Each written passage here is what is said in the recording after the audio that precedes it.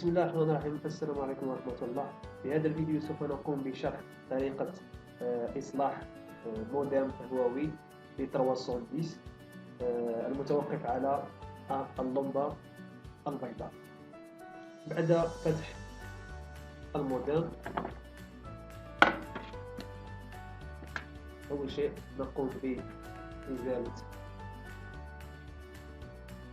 الكابل.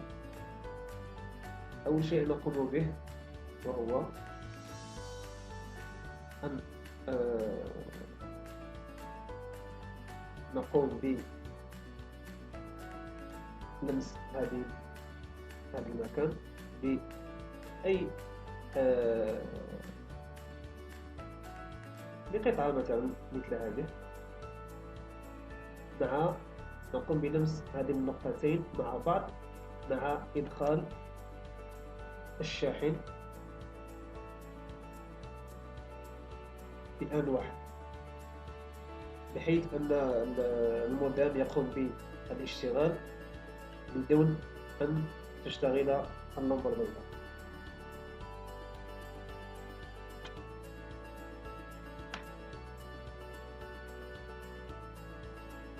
هكذا فقد قمنا بتوصيل الشاحن بدون أن تشتغل اللمبة البيضاء. الخطوة الثانية وهي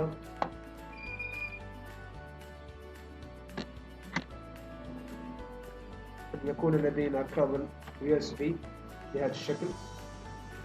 نقوم باستعمال أي كابل شاحن أو أي كابل يكون فيه 4 أسلاك. أول شيء نقوم بتوصيل هذا الكابل بالحاسوب، ونقوم بتوصيل هذه الأسلاك بهذا الترتيب. سوف أضع لكم صورة لترتيب هذه الأسلاك ومكان توصيلها. هذا هو مكان توصيل الأسلاك. سوف أقوم بتوصيلها بدون تلحيم.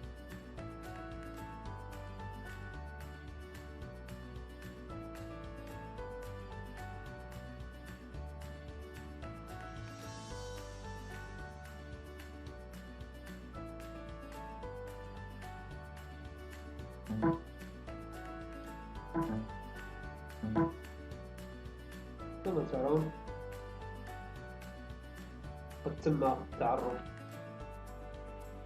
عليه من طرف الحاسوب. نقوم بفتح هذا البرنامج، ثم نقوم بالضغط على Detect.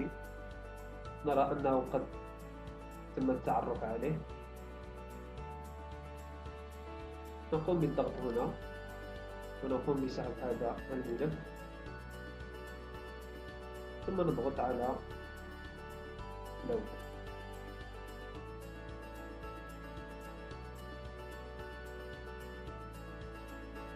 ننتظر قليلا. عند الانتهاء سوف تشتغل اللمبة البيضاء. نقوم بإزالة الكابل، ثم نقوم بإزالة الشاحن وإعادته،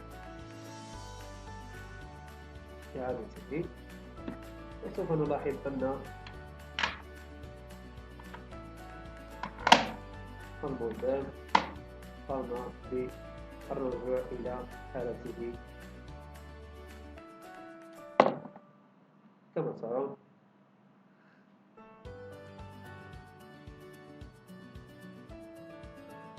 هذه هي طريقة إصلاح اللمبة البيضاء.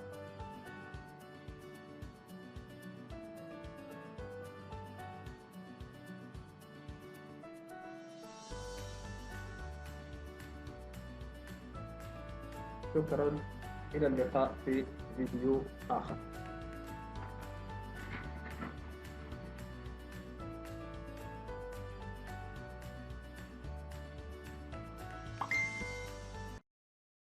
إن أعجبك الفيديو لا تنسى الإعجاب والاشتراك في القناة.